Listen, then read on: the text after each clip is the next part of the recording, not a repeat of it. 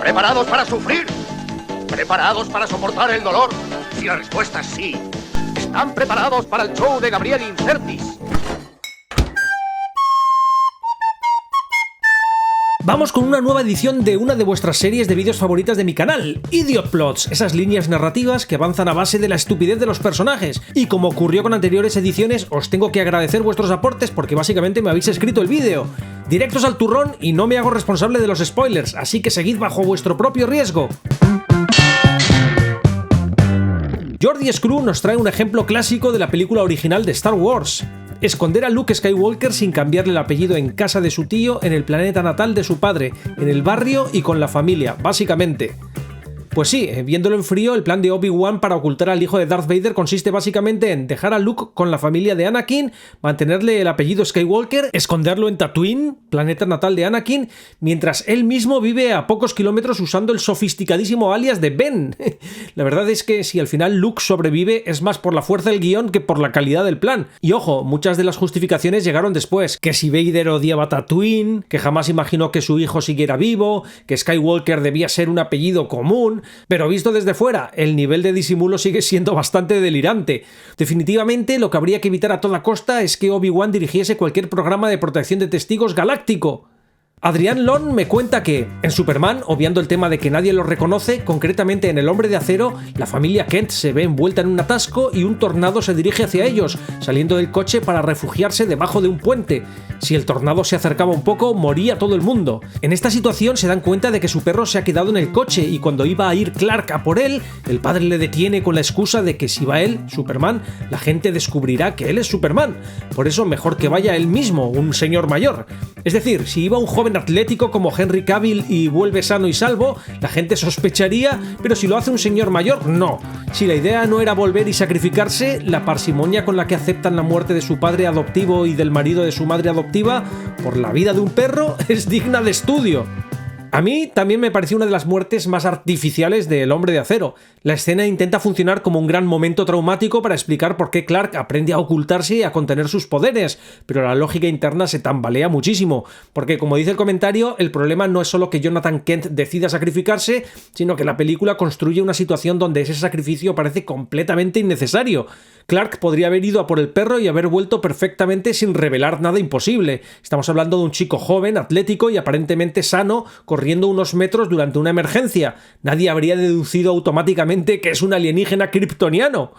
Y además la puesta en escena empeora la sensación de absurdidad. Jonathan prácticamente acepta la muerte con una calma rarísima mientras todos observan desde debajo del puente.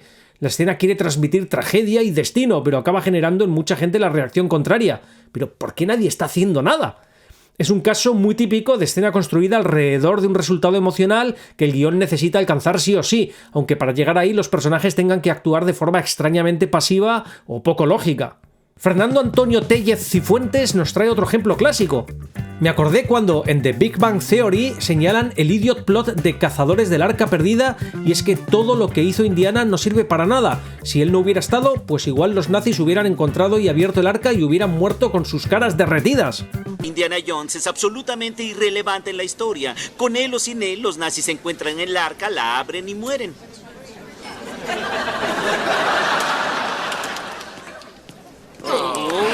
A ver, existen más casos de películas de aventuras en las que los héroes no cambian el destino del gran arco de los acontecimientos. En Terminator 3, John Connor pasa toda la película intentando evitar el juicio final y al final descubre que era inevitable. La revelación es literalmente que todo lo que hicieron solo sirvió para sobrevivir al inicio del apocalipsis, no para impedirlo. Debí haberlo comprendido antes. Nuestro destino no era evitar el día del juicio final. Era simplemente sobrevivirlo. En Watchmen, los héroes descubren el plan de Ozymandias demasiado tarde. El evento ya ha ocurrido y detenerlo destruiría la nueva paz mundial. Los protagonistas realmente no cambian nada esencial del plan. Sabes que no podemos permitirte que hagas eso. ¿De verdad crees que os explicaría mi plan maestro si existiera la más mínima posibilidad de que pudierais cambiar el resultado? Lo he activado hace 35 minutos. En Seven, los detectives creen que están persiguiendo a John Doe, pero en realidad él ya ha diseñado toda la secuencia final.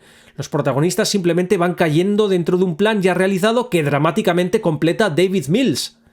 En 12 monos, el protagonista intenta impedir el colapso de la civilización y termina formando parte del mismo bucle temporal que lo provoca y confirma.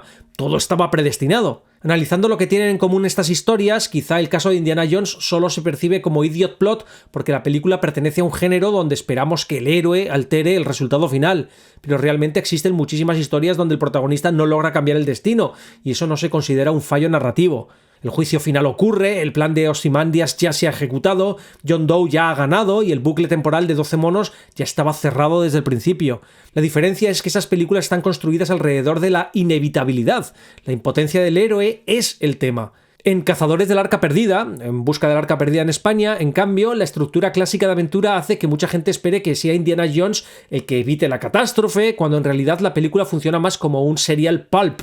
Indy no detiene el destino, lo atraviesa, sobrevive a él, lo presencia y consigue escapar por los pelos, pero el castigo divino del arca habría ocurrido igualmente. Por eso la crítica es técnicamente cierta, pero quizá también simplifica demasiado lo que la película realmente intenta ser. Edriwet me trae un ejemplo deliciosamente desarrollado.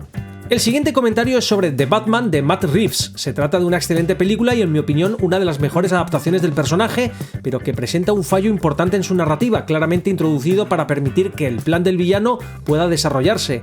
La película comienza con el asesinato del alcalde. El acertijo deja un enigma que guía a Batman hasta el coche de la víctima, donde encuentra un pendrive. Al conectarlo, se difunden automáticamente fotografías comprometedoras de figuras importantes de Gotham saliendo del Ice Lunch, el club del pingüino. Sin embargo, tanto Batman, que por mucho que sea novato se supone que es una persona superdotada que eventualmente se convierte en el mejor detective del mundo, como Gordon, que es un detective más que competente con numerosos años de experiencia a sus espaldas, se centran exclusivamente en analizar a las personas que aparecen en las imágenes en lugar de plantearse algo bastante básico: identificar desde dónde fueron tomadas esas fotografías. Todas han sido hechas desde el mismo punto, en altura, y además han sido enviadas por el propio asesino. Lo lógico habría sido acudir al lugar, estudiar el ángulo de las imágenes y tratar de localizar el edificio desde el que fueron tomadas. De haber seguido ese razonamiento, habrían llegado directamente al escondite del acertijo, ya que las fotografías fueron tomadas desde su propia guarida, el mismo lugar desde el que posteriormente dispara a Falcone. Si lo hubieran localizado en ese momento, la historia habría terminado prácticamente al inicio. Se habrían evitado varias muertes, incluida la de Falcone, y sobre todo el atentado final que provoca la inundación de Gotham. Esto hace que la trama avance no tanto por la inteligencia del villano como por la omisión de pasos lógicos en la investigación por parte de los protagonistas. Es un problema que podría haberse evitado fácilmente si el guión no hubiera vinculado directamente las fotografías con el escondite del acertijo, por ejemplo, haciendo que las tomara desde ubicaciones distintas o a pie de calle. Pues la verdad es que no sé qué podría añadir salvo apuntar que quizá deberías postularte a detective en Gotham. Francisco de la Rocha me ha desbloqueado un recuerdo con su aportación. Un idiot plot de manual, por lo menos para mí, es que en Los autos locos, Pierre Nodoyuna acaba adelantando siempre a todos los demás para poder poner trampas a los demás corredores y quedar separado hasta que pasan todos para ver si alguno cae en la trampa. Si eres capaz de adelantar a todos, ¿por qué detenerse para colocar trampas? Y si decides ponerlas, ¿por qué quedarte mirando en vez de continuar? Es que sí, Pierre Nodoyuna era potencialmente el mejor piloto de todas las carreras. Constantemente logra adelantar a todos los demás competidores sin demasiados problemas, y aún así pierde siempre porque no puede evitar sabotear a los otros corredores. Pero precisamente ahí está el chiste, porque esto no es un idiot plot accidental, sino uno completamente deliberado. La serie convierte la obsesión de Pierre Nodoyuna por humillar y trampear a los demás en su defecto fatal. No le basta con ganar, necesita ver caer a los otros. Por eso se detiene a colocar trampas y, todavía peor, se queda mirando para disfrutar el momento. En realidad, se trata del gag recurrente que justifica el concepto de la serie animada. Adolfo Per nos pone un ejemplo de un tropo que reconoceréis inmediatamente. Mi idiot plot favorito son las flotas de naves controladas por una sola, es decir, que a alguien se le ocurre crear una flota con cientos y cientos de naves, pero todas supeditadas a una sola que, si sufre algún daño o se estropea, provoca que las demás se caigan al suelo como piedras. Nada de naves maestras con respaldo y cero capacidad de autonomía de las naves secundarias. Esto es una conveniencia de guión para que la fuerza de los protagonistas pueda vencer a un enemigo muy superior. Pregunta el guionista, ¿cómo vencerán los protagonistas a 800 naves enemigas? Respuesta, no es necesario, les bastará con eliminar a una. Esto lo hemos visto 2 veces en las películas de Star Wars, en el episodio 1 y el 9. En el episodio 1, además, la destrucción de la nave maestra provoca la caída de los droides terrestres que hasta ese momento parecían autónomos y hablaban entre sí. ¿Qué sentido tiene que los droides hablen entre ellos si en realidad los controla el mismo ordenador? Bueno, esto es un truquillo narrativo bastante ingenuo a estas alturas. Diseñas una amenaza gigantesca para que parezca que los héroes están completamente superados, pero luego introduces una debilidad absurda, un talón de Aquiles que hace que todo el problema desaparezca con una sola acción puntual. Acordaos de la Estrella de la Muerte. Es el mismo principio de los enemigos colmena. No necesitas derrotar a cada individuo, basta con eliminar al nodo central. Lo hemos visto constantemente en películas como Avengers, donde destruir la nave nodriza apaga instantáneamente al ejército Chitauri, o en Independence Day, donde un simple virus informático terrestre inutiliza una invasión alienígena mundial. Narrativamente es una solución muy cómoda, puedes presentar un enemigo aparentemente invencible sin obligarte a escribir una victoria proporcionalmente compleja. El héroe no tiene que derrotar a 10.000 enemigos, solo tiene que pulsar el botón correcto. Todos estos casos parecen enmarcarse dentro del tropo conocido como Destruction equals off switch, llamado así por esa lógica tan típica de ficción donde destruir un panel de control, una nave maestra o una inteligencia central provoca automáticamente que todo lo conectado deje de funcionar. Y sinceramente creo que me estoy planteando hacer un vídeo sobre el tema, que es muy jugoso. Juan Corral Cascón me cuenta que en el live action de La Sirenita hay un momento de la canción de Bésala en la que ella rechaza al príncipe cuando la va a besar por eso del consentimiento. Eso se vuelve bastante idiota si tienes en cuenta que ella necesita ese beso para escapar de la maldición de la bruja. Se supone que ese es su principal objetivo. ¿Podríamos considerarlo una nueva versión del idiot plot, el "se me olvidó mi urgencia"? A ver, aquí hay un detalle importante. En la versión de acción real de La Sirenita sí intentaron justificar ese comportamiento. La nueva versión añade una condición mágica especialmente conveniente al contrato de Ariel, una especie de cláusula de amnesia por la cual Ariel olvida que necesita conseguir el beso de amor verdadero antes de que termine el plazo de 3 días. Y por si acaso, he colado un detallito adicional en mi conjuro. Por mucho que la pobre se esfuerce, no recordará que tiene que conseguir ese beso. Es decir, la película intenta evitar precisamente ese «pero ¿por qué no persigue activamente su objetivo?», que sí habría convertido la trama en un idiot plot bastante evidente. El problema es que esta solución crea otro efecto raro. Ariel deja de ser el motor principal de su propia historia. Gran parte de la trama pasa entonces a depender de que Sebastián, Flounder y Scuttle le recuerden constantemente lo que está en juego y empujen las escenas románticas hacia adelante. Y eso conecta con uno de los problemas más curiosos de muchos remakes modernos. A veces introducen explicaciones adicionales o cambios para tapar agujeros o elementos incómodos de la versión original, pero esas mismas explicaciones terminan debilitando la narrativa o la agencia de los personajes.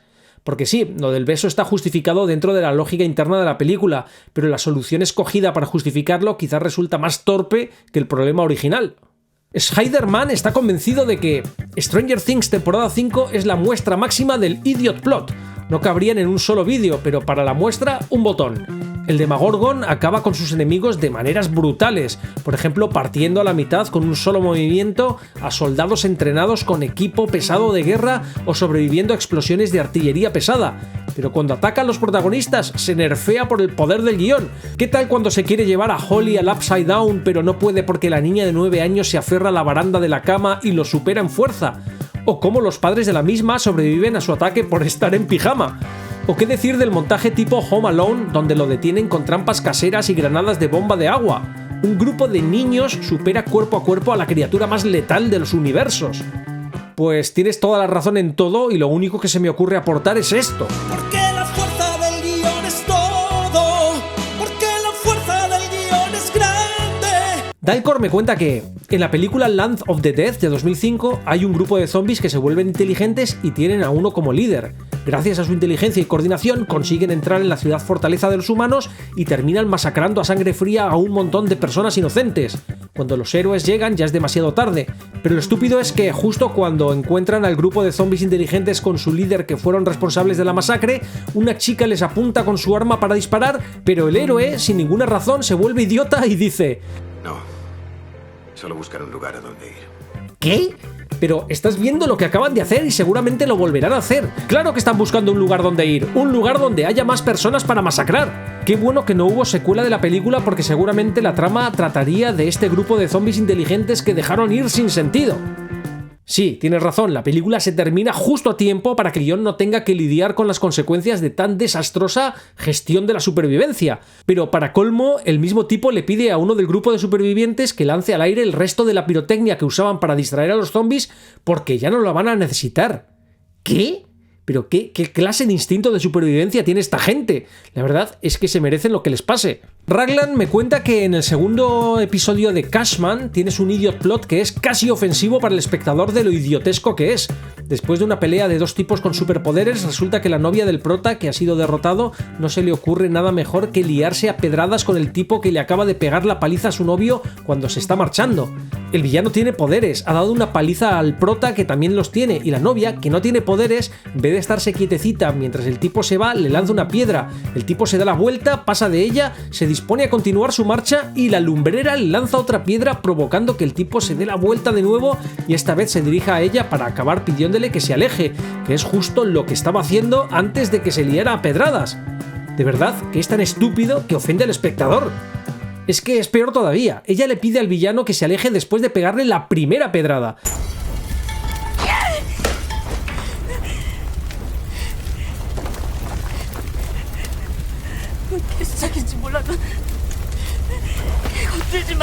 El tipo se queda un poco what the fuck, porque precisamente eso es lo que estaba haciendo, alejarse, pero se da la vuelta igual y sigue su camino, básicamente cumpliendo los deseos de la niñata, la cual procede a tirarle una segunda piedra. Pero es que en la misma escena hay a continuación otro comportamiento idiota. El villano ahora sí va por la niña que le tira piedras, ella queda paralizada por el miedo, todo está perdido y entonces aparece un piano de cola volando, arrojado por el protagonista con poderes contra el villano y que no se lleva tan bien por delante a la niña de milagro. Esta se aparta de pura chiripa, por pura fuerza del guión. Doctor Márquez me dice que acabo de torturarme con Home Alone 5. Aparte de no tener carisma y ser bobalicona, ahí te va el idiot plot. La casa que la familia compra esconde una pintura valuada por 85 millones de dólares. Entonces los ladrones esperan a que una familia compre la casa para luego meterse a robar la pintura. Si una casa en el estado de Maine en 2025 cuesta aproximadamente 500.000 dólares, ¿no era mucho mejor que ellos mismos compraran la casa para sacar la pintura sin ninguna complicación? Sí, a ver, el idiot plot consiste en que la casa que compra la familia esconde una pintura valorada en 85 millones de dólares y los ladrones quieren recuperarla, pero en vez de comprar ellos mismos la casa o entrar cuando está vacía, esperan a que una familia se mude para luego organizar un robo complicadísimo. Y claro, aquí surge inmediatamente la pregunta obvia. Si el cuadro vale 85 millones, ¿de verdad no compensaba comprar una casa de 500.000 dólares o aunque fuese 1 millón y sacar tranquilamente la pintura sin cometer un allanamiento? Porque además la película no presenta a los villanos como 4 muertos de hambre improvisando un plan desesperado. El cabecilla, Sinclair, aparece como un tipo rico y poderoso. Va en limusina, tiene chofer, empleados y recursos de sobra. Él mismo planea entrar a robar el cuadro antes de que alguien compre la casa. Y ahí es donde todo se derrumba narrativamente. Porque si puedes organizar una banda criminal, vigilancia, herramientas, medios, infiltraciones y un robo entero, probablemente también puedes pedir una hipoteca, y más si eres un tipo con un perfil económico alto. La película intenta parchear un poco el asunto insinuando que los ladrones no sabían que ya había gente viviendo allí cuando entraron, pero eso solo arregla parcialmente la contradicción porque el problema de fondo sigue intacto. El plan criminal entero es muchísimo más complicado y arriesgado que simplemente adquirir legalmente la propiedad. Y sinceramente lo peor no es que esta peli sea absurda, sino que hasta como película mala es mediocre. No me da ni para contárosla como hice con Titanic 2. Joan Paulo Horta se encuentra al parecer un idiot plot en uno de los primeros episodios de la primerísima temporada de Higurashi no Naku Koro ni. Espero haberlo pronunciado bien. Keiichi no solo sospecha de que Rena está en algo raro, ella explícitamente lo amenaza, arma en mano. Pero sin importarle el hecho, le abre la puerta de su casa, le recibe un almuerzo y se lo come sin revisarlo o cuestionarse de si tendrá veneno o... ¡Vaya, sorpresa! ¡Tenía navajas! Vaya, sí, un buen ejemplo de la llamada pelota del idiota, que es cuando un personaje con una inteligencia normal u ocasionalmente brillante se vuelve de repente, sin que medie ninguna explicación, totalmente idiota.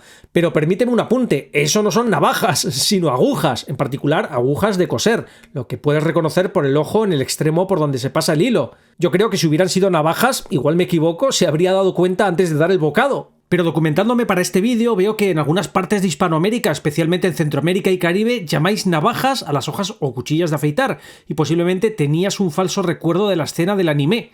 En España una navaja es esto, así que imagínate meterte eso en la boca sin querer. Pero lo peor es que existe gente que se mete hojas de afeitar de verdad a propósito en la boca para hacer algo que desde este lado del mundo llamaría hacer el gilipollas, pero que por allá llaman gileteo o gileteo, sustantivo derivado de la marca Gillette. Se trata de bailar dembow con una o varias hojas de afeitar en la boca, algo que está generando mucha preocupación. Como padre entregado del siglo XXI, nunca he necesitado levantar la mano a mis hijos, nunca he tenido que castigarles, tengo muy buen rollo y comunicación con ellos, puedo pillarles con drogas o lo que sea, que tendremos una charla madura. ¡Pero si les pillo con el gileteo! Enrique Gisbert me cuenta que ayer me vi la película de Black Panther después de mucho tiempo y creo que todo lo que pasa en la película es provocado por una acción realmente estúpida. Al principio de la peli, el padre del prota va a arrestar a su hermano porque es un traidor a Wakanda. Cuando el hermano descubre que ha sido traicionado por su lugarteniente de confianza, intenta matarlo. El rey aparta la pistola y sin ninguna necesidad lo mata. Pero esto no acaba ahí. Dejan allí el cadáver con las heridas de las garras de Black Panther y se piran, dejando a su sobrino de 10 años abandonado y sin nadie que se haga cargo de él. ¿Por qué lo matas? No hacía ninguna falta. Además, es tu hermano. Pero una vez muerto, ¿no se llevan el cadáver y al sobrino a Wakanda? Si lo haces, no dejas pruebas de la existencia y tienes bajo control a un crío que querrá venganza. Por no hablar que es tu sobrino, y saben perfectamente de su existencia porque se verbaliza más adelante que lo abandonaron deliberadamente. Todo esto provoca básicamente el argumento de la película al completo y es por una gilipollez. Pues visto así, sí, el argumento entero de Black Panther se sostiene sobre una decisión espectacularmente irresponsable por parte de T'Chaka. Después de matar a su propio hermano, N'Jobu decide abandonar tanto el cadáver como al pequeño Eric en Auckland y regresar tranquilamente a Wakanda como si nada hubiese pasado. Y claro, esto resulta absurdo por varios motivos a la vez. Primero porque Wakanda es una civilización obsesionada con permanecer oculta al resto del mundo, y aún así dejan un cadáver atravesado por las garras de Black Panther, pruebas de tecnología imposible y a un niño que conoce la existencia de Wakanda y tiene motivos perfectos para odiarla. Es decir, literalmente crean a su propio villano. Porque además, como cuentas, la película deja claro más adelante que Wakanda sabía perfectamente que Eric existía y decidió abandonarlo deliberadamente. Así que sí, toda la amenaza de Killmonger nace de una cadena de decisiones completamente estúpidas e irresponsables por parte de T'Chaka. Un grandísimo ejemplo de idiot plot. Pero es Marvel, así que estamos acostumbrados. Al mismo Enrique Gisbert, que está haciendo evidentes esfuerzos por ser el primero de la clase aquí en el show, se le plantea otra duda que pasa en Black Panther, pero que en la saga de Peter Jackson del Señor de los Anillos también se da mucho. Un personaje dice que no va a hacer algo de forma categórica y decidida, como ayudar en una batalla decisiva por el destino de Wakanda o de la Tierra Media. Más adelante, ese mismo personaje hace exactamente lo que dijo que no iba a hacer. Sin ningún motivo aparente, cambia completamente de decisión sin que nosotros sepamos por qué. Obviamente debemos entender que, como es honorable y buena gente, ha superado el orgullo, pero claramente está pensado para crear un problema más donde no lo hay y luego dar un giro efectista. Estos cambios de parecer serían idiot plots, porque son perfectamente determinantes para la trama, pero obedecen a cambios arbitrarios de los personajes que parecen medio tontos. La batalla de Minas Tirith se gana porque esto se da dos veces, primero con Theoden y luego con el Rey de los Muertos. En Black Panther con M'Baku, que no quiere ayudar a T'Challa y aparece en el momento más desesperado de la batalla. A ver, en realidad más que un idiot plot, aquí hablaríamos de un giro de lealtad tardío, un recurso narrativo que puede convertirse en un cambio de parecer conveniente para provocar el clásico efecto de caballería de última hora. Y no siempre es algo idiota. A ver, funciona cuando el personaje tiene motivos reales para negarse inicialmente y el cambio posterior nace de un conflicto interno coherente. Se vuelve tramposo cuando la película simplemente retrasa la ayuda para fabricar una entrada épica en el último segundo. En ambos casos, tanto Theoden como M'Baku tienen razones bastante claras para negarse a ayudar. Theoden arrastra el resentimiento de un reino que siente que Gondor no acudió a ayudar a Rohan cuando fue necesario. Y M'Baku considera que la tribu Jabari no debe lealtad al trono de Wakanda, una nación de la que se han mantenido aislados deliberadamente durante generaciones. Para él, la guerra entre T'Challa y Killmonger no es su problema. Pero cuando Aragorn y Gandalf, en un caso, y T'Challa, en el otro, les piden ayuda, siembran una duda en esa negativa inicial. Porque ambos son hombres orgullosos y testarudos, sí, pero también líderes inteligentes. Y terminan comprendiendo algo muy simple. Si no intervienen, tarde o temprano serán los siguientes. Mordor acabará llegando a Rohan y Killmonger terminará sometiendo también a los Jabari. El cambio de parecer no sale de la nada, sino que nace de varios elementos combinados: el orgullo inicial del líder, su sentido del honor, la influencia moral del héroe y el tiempo implícito de reflexión entre la negativa y el cambio de parecer. Sí, en El Retorno del Rey, Peter Jackson exagera la duda de Theoden más de lo que hacía Tolkien, pero con la finalidad de aumentar el dramatismo. Lo compro. Y sí, Black Panther utiliza claramente el recurso de la caballería de última hora, pero en ambos casos el giro me parece que está suficientemente construido como para que no se sienta tan arbitrario. Y bueno, hasta aquí el vídeo de hoy. Espero que os haya gustado los aportes de la comunidad y mis comentarios al respecto. Si tenéis más ideas, me las dejáis en los comentarios. ¿Te he entretenido al menos? Pues déjame ese like y no te olvides de suscribirte y activar notificaciones para recibir puntualmente mi mandanga. Nos vemos pronto, chao.